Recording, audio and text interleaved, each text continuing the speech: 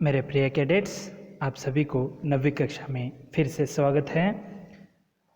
आज हम जो है व्याकरण भाग के अंतर्गत जो है उपसर्ग का अध्ययन करने वाले हैं। आप 9वीं के छात्र हैं और अब तक जो है हमने स्पर्श भाग 1 से कविताएं हो, अध्याय हो, उसका हमने विस्तृत अध्ययन किया है और उसी प्रकार परीक्षाओं में व्याकरण भी बहुत ही महत्वपूर्ण कहलाता है और व्याकरण पर भी ध्यान देना बहुत ही ज़रूरी है। तो आज हम उपसर्ग विषय पर जो है विस्तृत अध्ययन करेंगे। यह आपके लिए 5 अंकों के लिए वार्षिक परीक्षा में हो या आने वाले परीक्षाओं में पूछा जाएगा। उपसर्ग को जो शब्द है उसमें उपसर्ग को आपको जो है अलग करना होता है। उसके लिए एक एक अंक से जैसे 5 प्रश्न आ सकते हैं। तो चलिए अब हम उपसर्ग की परिभाषा देखते हुए उदाहरण का विवरण देंगे। तो उपसर्ग यानी जो शब्दांश किसी शब्द के आरंभ में लगकर या जुड़कर उसके अर्थ में परिवर्तन ला देते हैं, वे उपसर्ग कहलाते हैं। यानी उपसर्ग यानी शब्द के पहले लगते हैं, जैसे प्रीफिक्स कहते हैं इसे अंग्रेजी में। तो ये आपको ध्यान में रखना है, जो शब्द बनता है उसके पहले लगता है, आरंभ में लगता है, ये आपको ध्यान में रखना है। तो मूल शब्द यानी मूल शब्द वे शब्द होते हैं जो भाषा में ज्यों के त्यों अपने मूल रूप में बिना तोड़े प्रयोग किए जाते हैं, उसे हम मूल शब्द कहते हैं। उसे अलग किया नहीं जा सकता, खंड खंड नहीं किए जा सकते, उसे हम मूल शब्द कहते हैं। उसे ही जो है प्रयोग करके यह शब्द बनता है। आगे देखिए, यहाँ पर जय का क्या हो जाता है? जीत अर्थ है। परा का उल्टा या अधिक या पीछे होता है। तो यहाँ पर देखिए परा जमा जय मिलकर जो है पराजय। तो यहाँ पर उपसर्ग क्या है? परा, ये जो है उपसर्ग है। इसमें क्या है? अर्थपूर्ण शब्दांश जो है अर्थपूर्ण शब्दों के प्रारंभ में जुड़कर जो है उनके अर्थ में विशेषता उत्पन्न करने वाले शब्दों को जो है हम उपसर्ग कहते हैं। परा जमा जय मिलकर जो है पराजय। देखिए यहाँ पर विशेषता उत्पन्न हो रही है पराजय का, ठीक है। उसी प्रकार पराधीन, परा जमा धीन, पराधीन, पराक्रम, परा जमा क्रम, पराजम, पराकाष्ठा, परा जमा काष्ठा, पराकाष्ठा। ऐसे जो है उपसर्ग जो है पहले लगते हैं। आगे देखेंगे, बंध यानी बांधना, नी यानी अच्छी तरह, नीचे भीतर, नी। तो देखिए इसमें वाक्य में कैसे प्रयोग, यानी शब्द को जो है किस तरह उसे अलग किया जाता है। नी जमा बंध, निबंध। उपसर्ग जो है ये है नी है। तो प्रारंभ में जो लगते हैं वही उपसर्ग होते हैं। तो देखिए उसी प्रकार उदाहरण देखिए यहाँ पर, निवास, नियोजन, निपात, निगम। तो नी जमा वास निवास, नी जमा योजन नियोजन, नी जमा पात निपात, नी जमा गम निगम। ठीक है, इस तरह जो है उपसर्ग शब्द बनते हैं, उसमें विशेषता उत्पन्न करते हैं वो शब्द जुड़कर उपसर्ग के, ठीक है, अर्थ में जो है। आगे देखेंगे तो ये तो आपको पता चला कि उपसर्ग कब प्रयोग में किया जाता है। शब्द के पहले प्रारंभ में जो है उपयोग किया जाता है। जो है हिंदी के कुछ संस्कृत में उपसर्ग होते हैं, उसे लगाकर भी हम शब्द बनाते हैं। जैसे देखिए यहाँ पर, ये वे शब्दांश होते हैं जो संस्कृत भाषा से हिंदी में ज्यों के त्यों प्रयोग में लाए जाते हैं। तो ज्यों के त्यों यानी उसे हम तोड़ मरोड़ या नया शब्द नहीं देते हैं, संस्कृत के ज्यों के त्यों हम जो है प्रयोग में लाते हैं। जैसे अनु, अति, उद आदि जो हैं इनसे बनने वाले शब्द हैं। तो संस्कृत उपसर्ग कहलाते हैं। तो देखिए अनु से देखिए किस तरह बनता है शब्द। अनुशासन आपको यह शब्द देकर जो है इसका उपसर्ग को अलग कीजिए कहने पर आपको इस प्रकार लिखना होता है। जैसे देखिए यहाँ पर अनु जमा शासन, अनुशासन। रुकिए आपको मैं इसके सहारे आपको दिखाता हूँ किस तरह प्रयोग में उपयोग करते हैं। तो देखिए यहाँ पर अनु और शासन मिलकर जो है अनुशासन बनता है। जब आपको अलग करने के लिए कहते हैं तो इस प्रकार आपको लिखना होता है, ठीक है। उसी प्रकार देखिए आगे अति जमा अधिक, अत्यधिक। तो यहाँ पर अति जो है ये क्या हो जाता है, अति जो है ये उपसर्ग हो जाता है, ये संस्कृत के हैं। उद जमा दंड, उद्दंड। तो उद क्या है, ये संस्कृत के उपसर्ग हैं। हमें क्या यहाँ पर समझना चाहिए कि संस्कृत के शब्द हो या हिंदी के शब्द हो, हमें उपसर्ग को अलग करना है तो वह पहले प्रारंभ में लगाए जाते हैं, ये आपको ध्यान में रखना है। चलिए आगे बढ़ते हैं।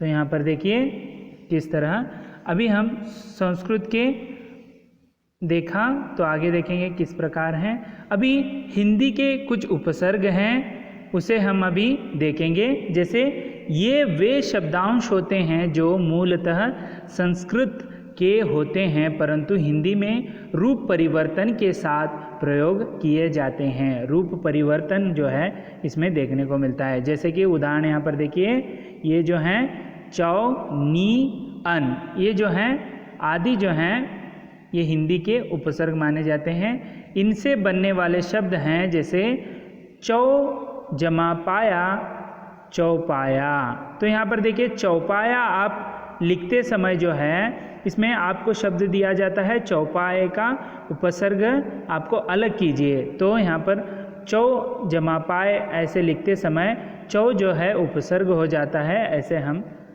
तो ठीक है, ऐसे इस प्रकार लिखते हैं। उसी प्रकार नी जमा हत्या, निहत्या। तो नी क्या हो गया, उपसर्ग हो गया। उसी प्रकार अन जमा पढ़, अनपढ़। तो यहाँ पर अन जो है ये क्या हो जाता है, उपसर्ग कहलाता है। तो चलिए आगे बढ़ते हैं।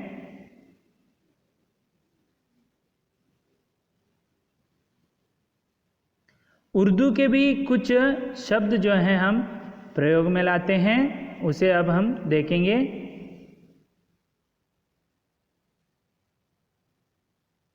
जैसे देखिए यहाँ पर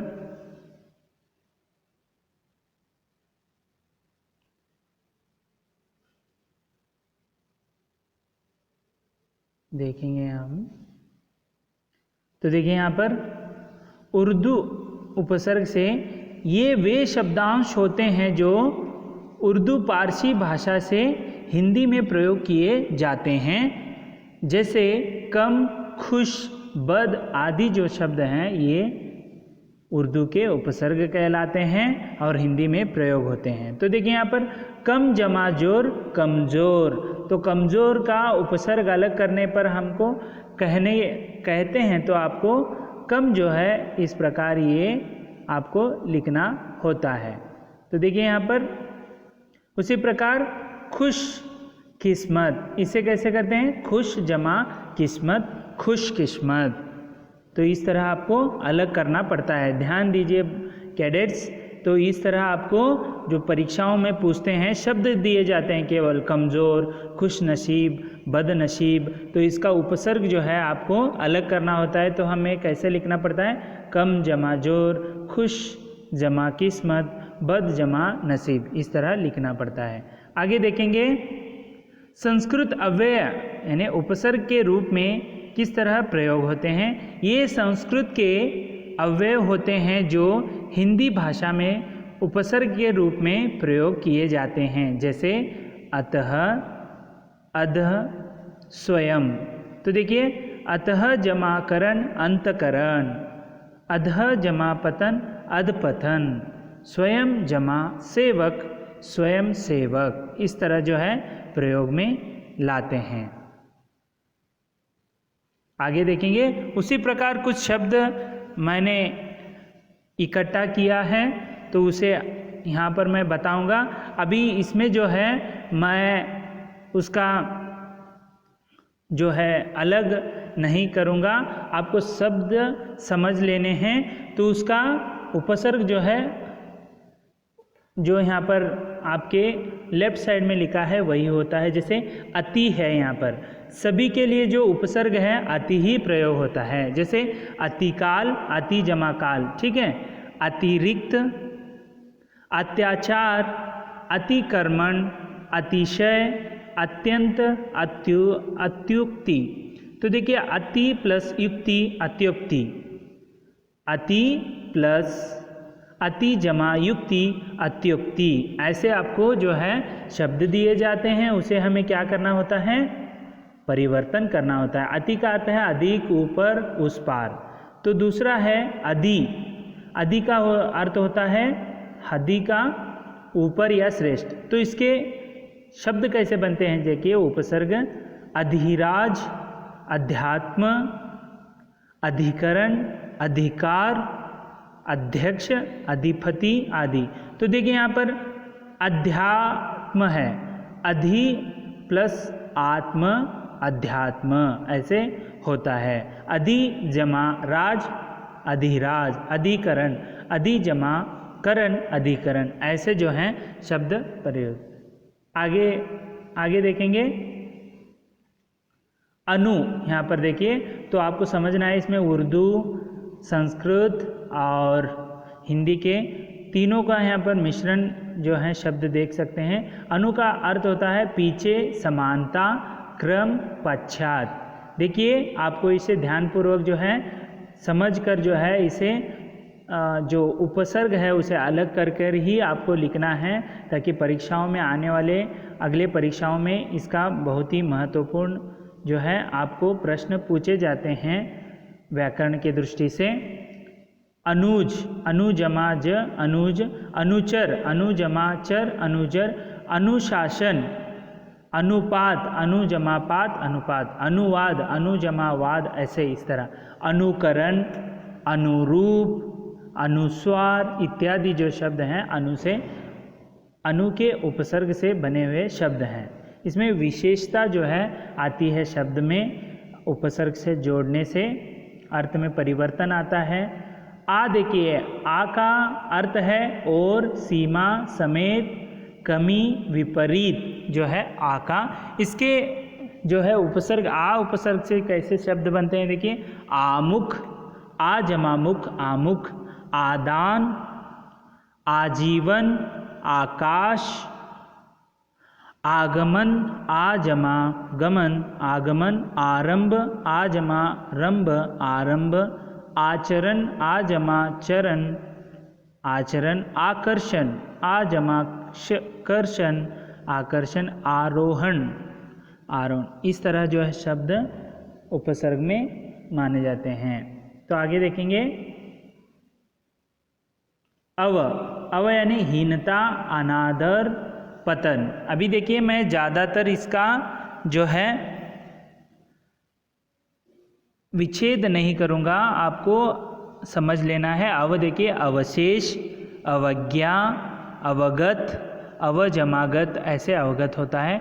अवलोकन, अवस्था, अवसान, अवरोहण, अवतार, अवनति इत्यादि जो शब्द हैं ये अव उपसर्ग से बने हुए हैं। आपको ये ध्यान में रखना है, जो पहले लगते हैं शब्द में पहले। ओम भूर्भुवस्सुः।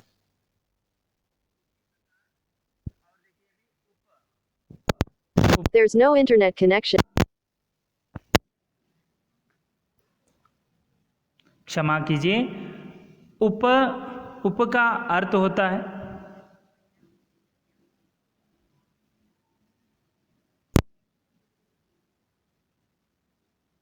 तो देखिए उप का अर्थ होता है निकटता, सदृश, गौण, सहायक।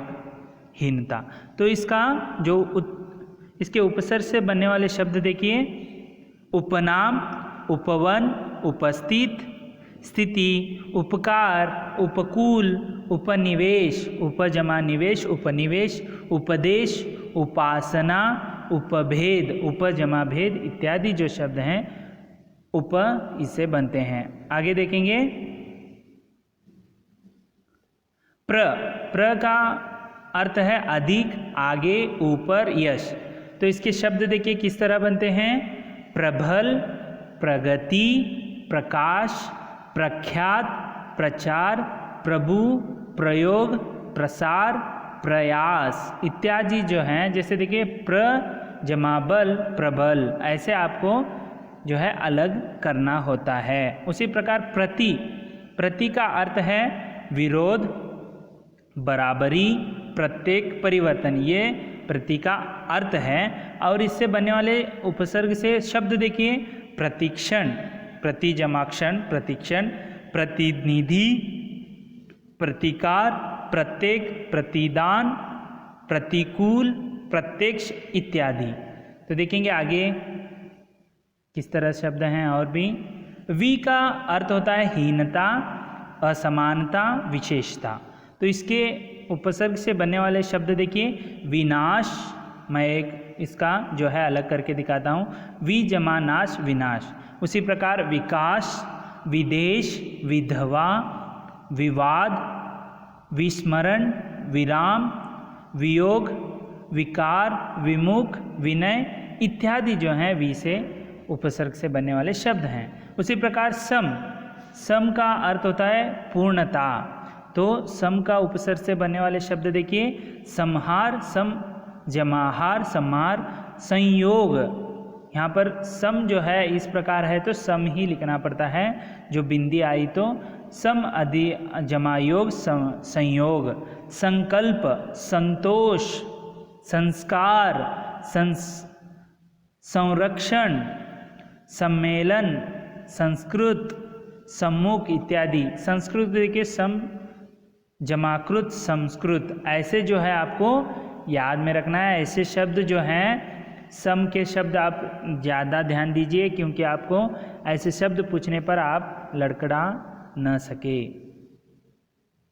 आगे देखिए सु का अर्थ होता है सुखी, अच्छा, भाव, सहज, सुंदर। सुहास जो शब्द देखिए कैसे बनते हैं, सुहास, सुधूर, सुकृत, सुगम, सुलभ, स्वागत, सुयश, सुभाषित इत्यादि। उसी प्रकार अध के देखेंगे, आधे के अर्थ में इसका प्रयोग होता है, अध जला, अध पका, अध खिला, अध मरा, अध सेरा, ये इत्यादि जो हैं अध उपसर्ग से बने हुए हैं। तो आगे चलिए, नी से देखिए निषेध, अभाव, विशेष, नीडर, निकम्मा, निखरा, निहत्या, निगोड़ा इत्यादि जो शब्द हैं।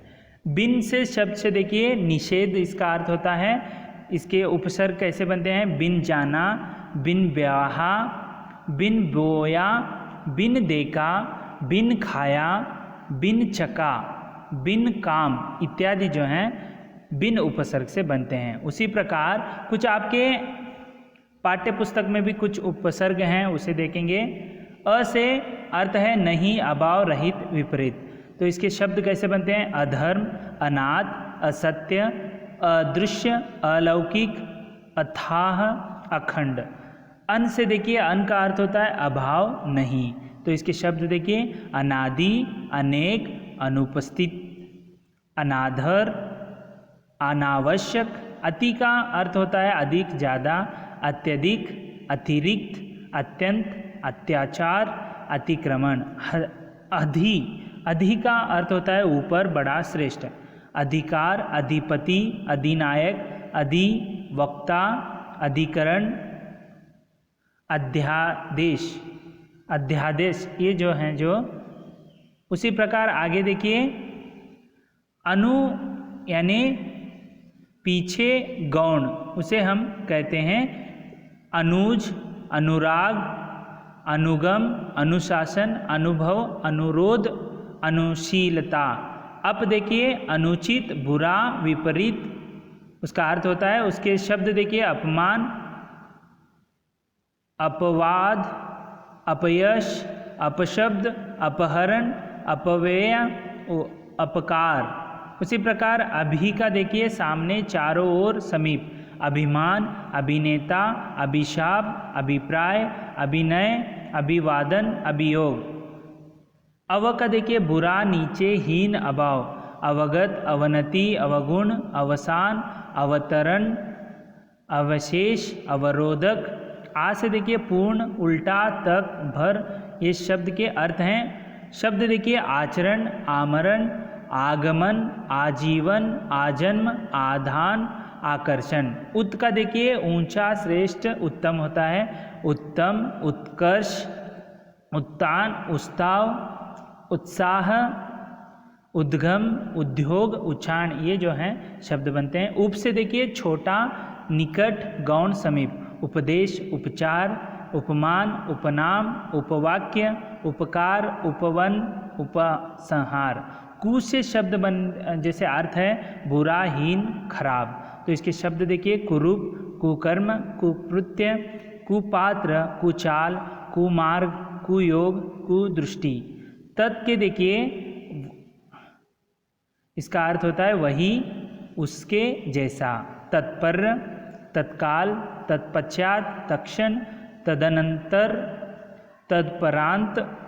दूर का देखिए, कठिन, दुर्गम, दुर्जन, दुर्गुण, दुर्भाव, दुर्दशा, दुर्भाग्य, दुर्घटना, दुराचार। दुष् का अर्थ है बुरा, दुष्कर्म, दुश्चरित, दुस्साहस, दुस्साध्य, दुष्कल्पना। निर का देखिए, निषेध, बिना रहित, निर्मल, निर्धन, निर्जीव, निर्दोष, निर्दयी, निर्भय, निरपराध। इस तरह तो हमने उपसर्गों का अध्ययन किया। आपके लिए गृह कार्य भी है। निम्नलिखित शब्दों में से उपसर्ग एवं मूल शब्द अलग अलग करने हैं। तो आप वीडियो को पॉज करके जो है इन शब्दों के किस तरह जो है उपसर्ग हमें मूल शब्द, उपसर्ग शब्द और जो है अलग अलग करना है, यहाँ पर जो है आपके लिए गृह कार्य है। उसी प्रकार दूसरा है, निम्नलिखित उपसर्गों के प्रयोग से दो दो शब्द बनाकर लिखिए। यहाँ पर जो दिए हैं शब्द, ये उपसर्ग के जो हैं उपसर्ग हैं, उससे आपको दो दो शब्द बनाने हैं। तो आप अपने गृह कार्य के रूप में इसे लिखना है।